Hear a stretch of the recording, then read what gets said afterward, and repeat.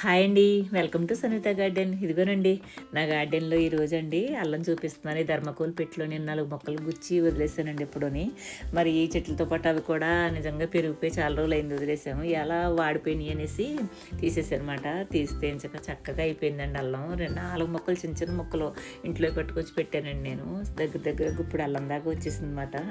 చాలా బాగా అనిపించింది. మనం ఎప్పటికప్పుడండి మన ఇంట్లో ఉన్న అల్లం మొక్కలు ఉంటే గనక చిన్న చిన్న మొక్కలు వచ్చినవి ఉంటే గనక అవి పట్టుకెళ్ళి పార్టీల్లో కానీ ఏదైనా చిన్న చిన్న ప్లేసుల్లో మనం అలా పెట్టుకుంటూ ఉంటే ఎనీ టైం ఎప్పుడైనా సరే మనకు అల్లం ఇంట్లోకి కొనుక్కోక లేకుండా వస్తూ ఉంటుందండి.